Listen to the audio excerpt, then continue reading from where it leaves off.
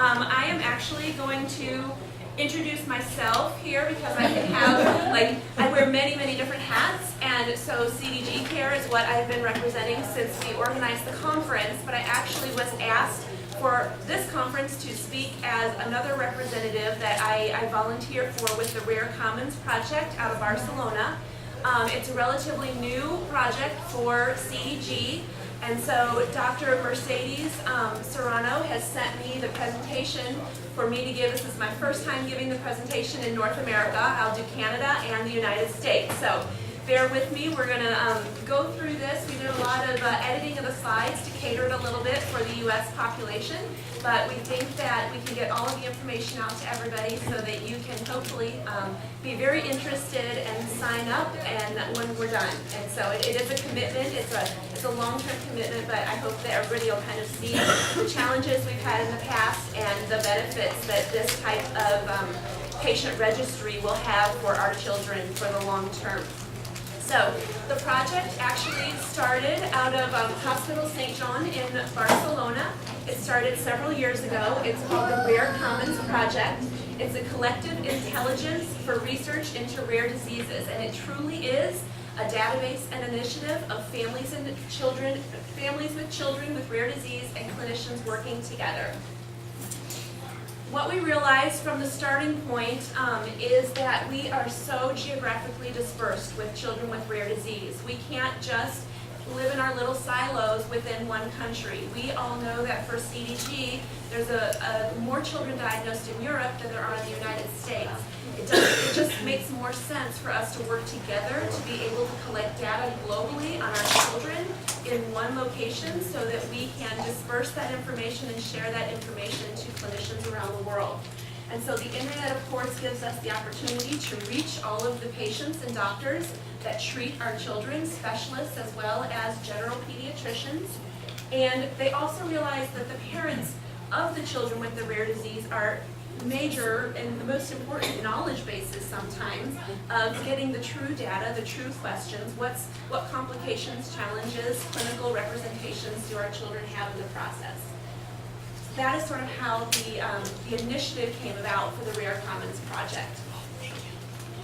The goal of the project was to achieve a statistical relevant sample of rare disease patients using the internet at an international level. It actually started with a rare disease called Lowe syndrome, and CDG has actually just started about a year ago on collecting with CDG, but we'll talk a little bit about the results with the Lowe syndrome project.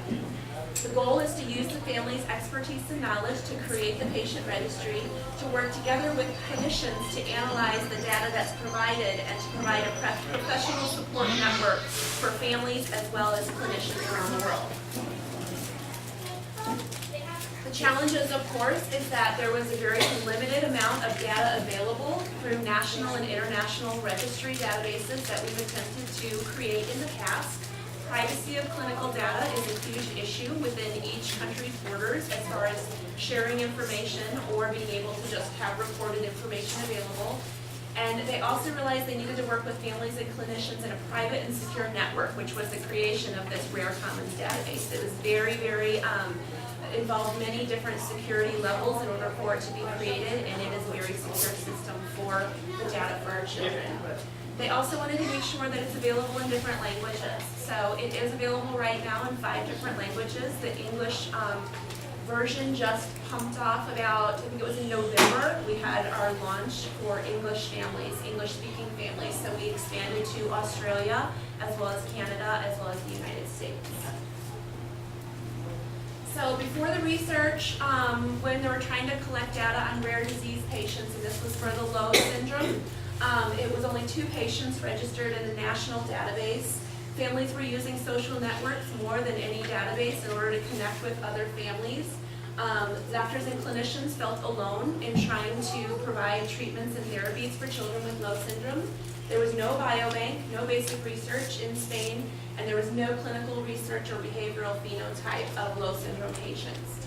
So after the research, when they were getting ready to start the funding for the project, and they actually do have quite a bit of funding, it's a sustainable project, the Rarecommons initiative.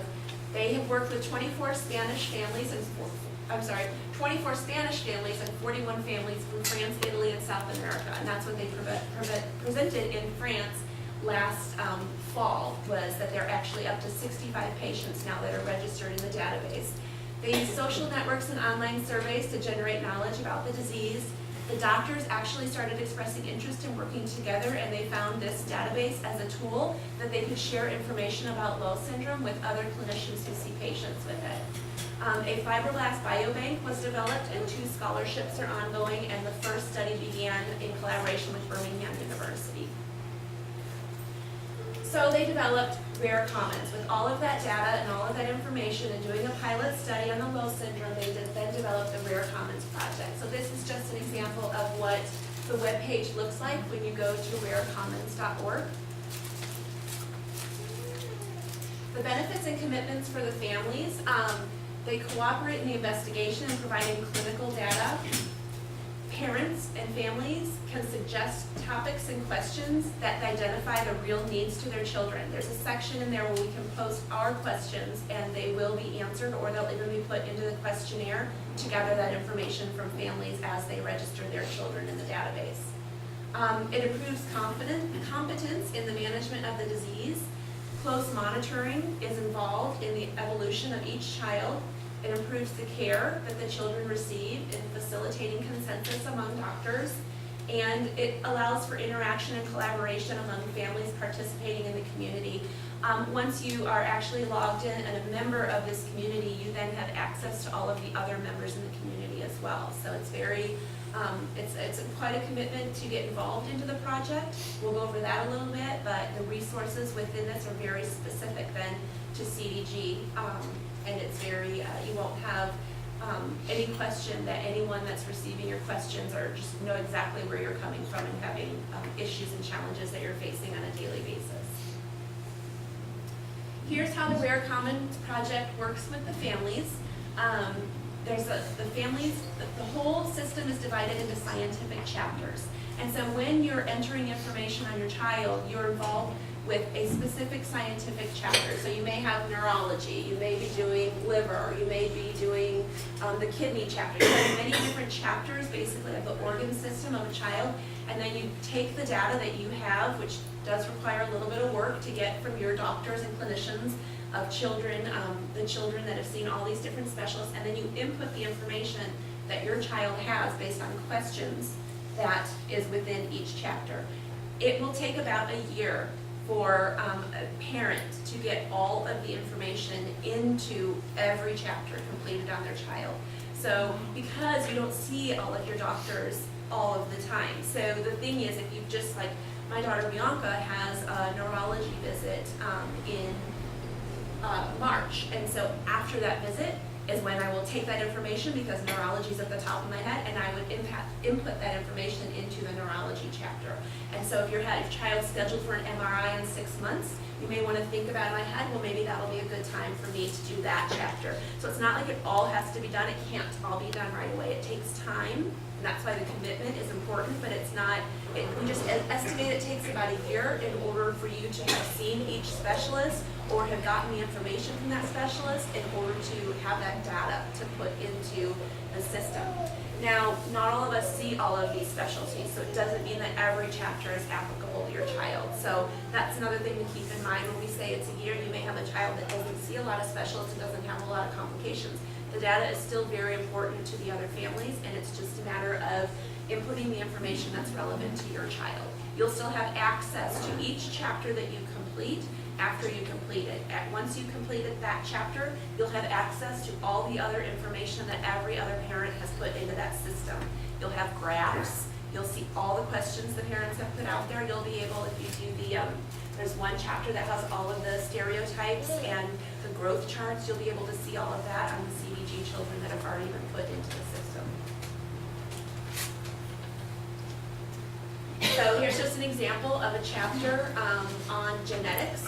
Probably not the best one for me to be presenting because I'm not a scientist, but we have the genetic makeup here of the cells at the cellular level, and you can also, it's a parent database, so the parents are actually the ones putting in the information, but you can work with your clinicians. You can also, if you're a parent and you're registered in there, then what you want to do if you're interested in having your clinicians involved, and if they have the time to be able to do it, because we all know that many of our clinicians only see one CDG patient or 2 CDG patients, but if they're interested and they want to commit the time, they can also be involved and they can sign up as a clinician and enter into the database, and then they would also be able to have access to their specialty of specific information for the children that are entered.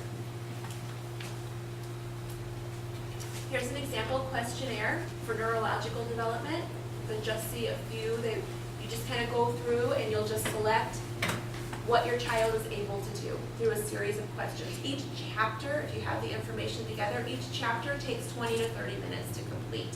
So it's not like it's going to take you days and days to do a chapter. Once you have, if I'm doing things for Bianca, let's say I'm going to target it around tax day because I have nothing else to do, right? Around mid-April, I'm going to have collected hopefully all of her neurology information, and then I'm going to go through my neurology chapter, and I'm going to do it and hopefully get it done when everybody's taking a nap. That's the goal. So this is an example of a graph that you would have access to. It gives you statistical results within each chapter. So this would be the chapter that talks about the neurology again, and you'll have a graph that says how many of the children have had stroke. C would be yes, 30%. How many have not, 70%. And it can give you the age breakdown also of all the children entered in the database. Here's a sample of medical questions that families have submitted in the research. And I don't speak Spanish, but I do have them translated, but I think they're back in my room. But this one was stroke-like, and it was just an example of a patient that was asking about the presence of stroke-like symptoms. What if the EEG didn't specifically show that it was a stroke? And so they can send the question directly to Dr. Serrano, who's the neurologist. She's the principal investigator in Barcelona on this entire project, and she will send you a response. And then she'll actually also post this question within the database so that all the patients in that chapter can see the question as well. You can see her responses to it. And then there was another one that was a GI question. It was listed under GI, but it was actually a question, it was interesting to me, it was about mouth sores. That I wondered about mouth sores in Bianca. I've noticed that she had many. I thought maybe it was hereditary, because it could maybe, I have them, runs in my family. It actually is prevalent among CDG children to have oral mouth sores. Yeah, I didn't even know this until I learned this from the database. So all these things that we think about, we don't know. It's not something I would talk about. I'm going to talk about seizures, I'm going to talk about something else. I'm not going to talk about ulcers in the mouth, but you can learn it from being a part of the database and just see how everybody else is, for some reason, having the same issues. So here's what the services that are offered to clinicians. So like I said, it's a patient database. It's owned by parents. It's the parents that put in all of the information, but we invite the doctors in the community and the specialists that your child sees, and of course we have specialists in CDG who are members of this community, and if they're not, we want them to become members of this community, because then they can help us with all of the information and adding value to the database. But it allows clinicians to have an online library specialized in the rare disease that we're focused on, patient questionnaires, the doctors can see the real questions that the patients have as we ask them, medical information, of course, and a work form and sharing and discussing of clinical cases. They're actually in Spain. There has been, just based on the involvement of all the doctors in Spain, they have released the clinical protocol, which is available on the website for everyone, but it's specifically catered to Spain. But it doesn't mean that we shouldn't hand it to our doctors, but it's the clinical protocol of what to do and what to look for when you're first presented with a child with CDG. So I know some families had asked for that the other day, like what are the things we should look at for our kids. There is a protocol that's been published in Spain for that the doctors in there have accepted. So there's a lot of benefits that can come from clinicians working together in this database as well. So again, benefits, we have clinical experiences in their clinical practices, questions about their work areas, hypotheses that they might have. It enables them to access patients and patient information within the database. It gives them a registry of their patients, a very close-knit work forum, and then they can also use, and we of course want this information to be used by researchers and scientists to publish data so that we can gain funds and interest from grantors, donors, and drug companies, of course, to be able to try and get some more treatments and some more options for our children. The scientific community, of course, benefits by the database. It's a virtual reference center, the development of biobanks, generations of different hypotheses, and fostering clinical assays. For the opportunities, what do we look for with the Rarecommons project? We can have evidence-based decisions made, we can improve assistance to families, we can increase competencies, develop support groups, and develop a natural history of the disease over time. Here's our team. We have, for the CDG Rarecommons project, we call them country coordinators. So you might have a country, you might have a continent. It just kind of depends on what your situation is and who's the lead contact for your area. So Canada and the USA would be mine, but you can see Meryl has all of Australia. Many of us know Anna Lund. This is her with her son, Elmer, and they actually did the CDGT. I'll promote that again. So Michaela, a lot of these names are very familiar to each of us, but these are the contacts, and so this is also available on the Rarecommons site as we're getting the information out among each country, pulling patients in to participate. And Fiona's the patient with one. And Fiona Waddle, yep, she is a patient, and she spoke at the conference in France. She's a 1B patient, and she also is a publisher. So you'll also see a lot of her writing. She's a journalist, I should say. You'll also see a lot of her writing she does for CDG, and you'll see a lot of published materials from Fiona Waddle as well. CDG Rarecommons pathway. This is just sort of a flow chart that shows us how everything works within the whole Rarecommons project. And the most important part of the entire project is the CDG families. The participation of the families is the key to making the entire project work and successful and, of course, sustainable. And then connected to the families, we want the CDG medical doctors to participate. So these are the two pieces that will keep the entire pathway going. And we know that over time it will just continue to grow. And Dr. Mercedes Serrano is 100%, 150% dedicated to the project and available to any patient, but also any of your clinicians who may have any questions as well. Researchers or clinicians, you can also just send Dr. Serrano a message, and she's very available and very willing to get anyone more information if they're interested in participating in the project.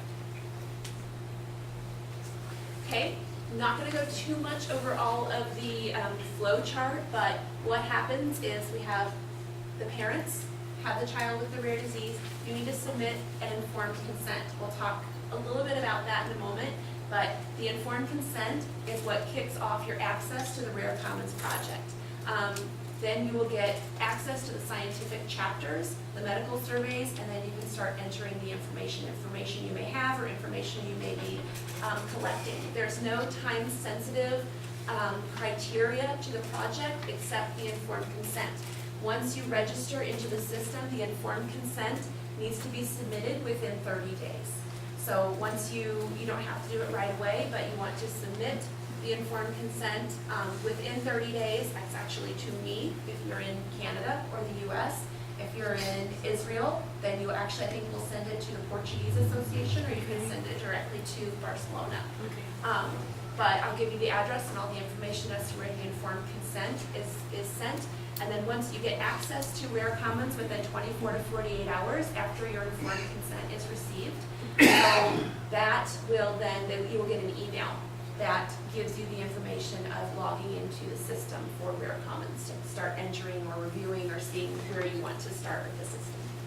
Here's just a little example of the clinical data that you'll have. You'll have access to growth data, treatments and side effects, analytics, which is really just all the statistical information and medical reports, fractures and quality of life issues, just a few of the different areas that you'll have access to. Here is the clinician involvement by patients. These are just an example. You can definitely be seeing more specialists than this, but these are the different specialists. If I was a parent which I am with Bianca, I will contact genetics, hematology, GI, endo, neurology. Okay, I really do have all of those. So I will contact all of those for Bianca. I'll skip gynecology, but then nephrology, and I will go on down all my specialists, and it gives you the key as to everyone you want to contact or make appointments with, or contact the nurses to see if you can start gathering a little bit of information to start putting it into the database and answer the questionnaires. So, how do I participate in Rarecommons? You go to the website, okay? It is it's rarecommons.org. I thought it would have shown up on here, but we will. You'll come up to this page, and you will say join or log in. So you're joined if you're already a member. Log in, and then here's the user login. You'll create a new account. It's pretty simple. We've seen that before. You'll put in a username. You will get a password that's just a random password that you'll go in later then, and you'll be able to set your own password. Then, once you're into the system, you're going to get into creating the new account. They're going to give you a copy of the informed consent. You're going to download the informed consent, print and complete it with your personal information, and you're going to send it. U.S. Postal Service, no need to have to overnight it or anything. We still have plenty of time. And you would send it to CDG Care to this address, because I check my home address much faster than I check my P.O. box for CDG Care, and because this is a time-sensitive data, we want to be able to get it as soon as possible. As soon as I receive it, I contact Rarecommons that I received it the day that I do that, and your account will be activated within 24 to 48 hours. You'll receive an email with a link that here's your account. So once the account is activated, you receive an email, change the password to your own password, and then you will be required to put your username and password in each time you access the platform. And for any additional questions, so once you actually have access into the system for questions about the system, Begonia is the lead and staff and funded position and database coordinator for the project, and she will actually be sending you an email that you will be able to correspond directly with her on any questions you have about the Rarecommon project. So the only thing we're actually doing in the United States is promoting it and getting the informed consents in, but as far as management of the database and the actual chapters and clinical input, that would be Begonia in Barcelona, and you'll receive all of her content. Begonia? Could you spell it? And is it like the flowers? Yes. Same. Okay. Yeah. Begonia. Yeah. V, that's a V. No. B. Begonia. And so what we want to do is just ask everybody to think about their participation in the project to help us create a clinical patient data registry for all children with CDG, and we have the hopes and hopefully we'll continue to get the funding to be able to make this project global and sustainable. And if you have any questions, yeah, Diane? This sounds really interesting. So if I want to make the pitch to my pediatrician or one of my specialists who's, I'm kind of a heavy hit, we have a lot of specialists, but there's ones that like I'm constantly seeing them because that's a prominent issue with my daughter. How much, I think it's a great idea. When I'm making the pitch to my pediatrician and or some of these specialists, how much how much time does it take them to get involved so that they can access?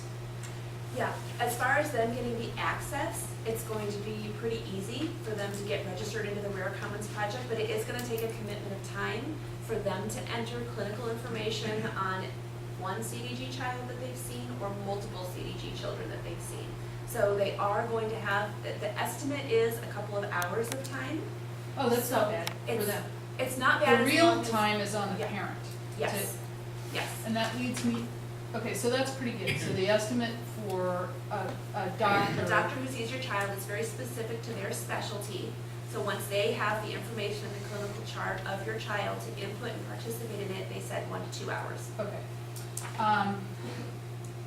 Question number 2 is, my daughter's 19, and I was just like reading some of those questions, so I can't remember exactly when she sat up or exactly when she did I can give you a ballpark, Yeah, it's a but, ballpark. but I can't remember exactly when she took her first step. Right, or I'm in the something same like that. situation, yeah. So we basically go with the ballpark. Okay, When we, ballpark's okay. what you feel, when you're completing the questions, you're thinking about, you know, was it 2 or 3 years old? You know, or Yeah. was it, so you're trying to like, okay, well, try and think a little bit close to when that was, but then you just put in which one you remember the best. Good It is faith still effort. going to be beneficial to all the families that are putting all of that information in. And because it is a newer database within the last year, we have in Europe, those are most of the families that are entered into the database are European. They're in the same situation with children that are older and they're Okay. trying to remember and they don't really know, like when did they crawl, when did they do this? Okay. So yeah, it's really just your best remembering of those events. Third question, and then I'll shut up. Okay, my daughter's therapists in the private setting and also in the school setting are always like looking for the insights, you know, like how do we like get her to do this, or like, can therapists access it? No, nope, it's just for medical doctors, They can't get the researchers. they can't get the They can get the published materials that come out through the general Rarecommons website, but in order to be a participant, they can get information from the parent. You could pull information So from you the have to be chapters. comma MD to No, get into it? you can be a researcher or a scientist Okay, in CDG, or a medical doctor, or a parent. okay, a research So- scientist, a parent, A researcher, a scientist, or a clinical doctor, or a Okay. parent of CDG. It's not open to. no, I can download the stuff and hand it to them. Oh, yeah. But they can't, They won't be able to get into the Plug in. database to. Okay, thanks. Any other questions? Yeah, you can pull up public material, right? Yes, yes, so there is information, and the public material on the homepage is available in different languages. So you Okay. can hit English, if anything, when you go to the website, it's gonna show up in Spanish. And at the very top and right side, just hit English, and then everything translates into English, or whichever language you're wanting, and it'll, the whole webpage, and all the publications will translate. Aaron, yeah? Yes, if it's in, like, say Spanish or, like, whatever, the language, Italian, French, whatever,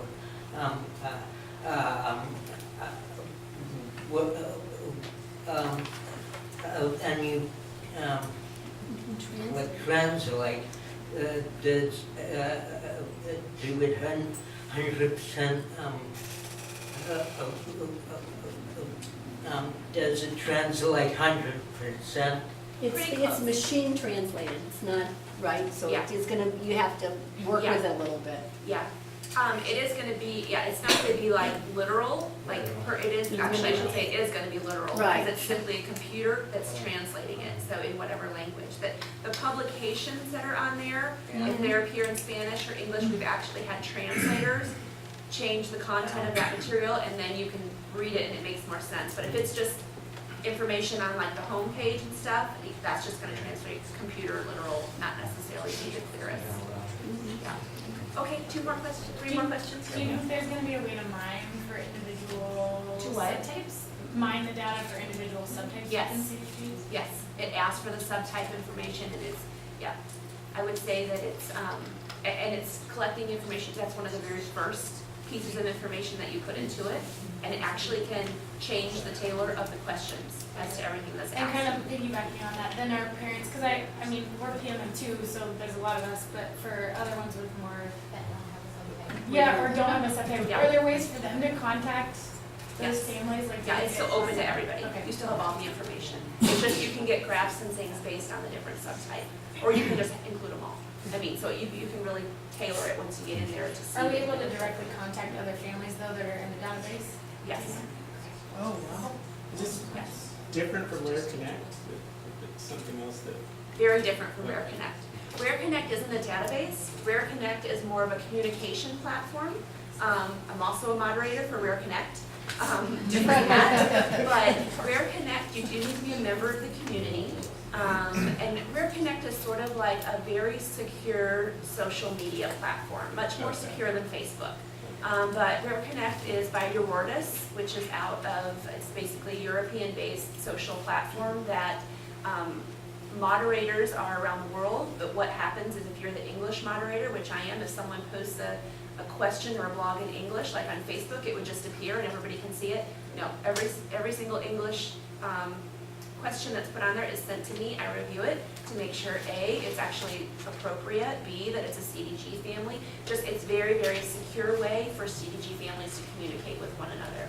So, and it also has like events and, you know, social different types of resources and publications, and it doesn't have data. It doesn't have clinical data on it. It's more of just your secure social networking platform.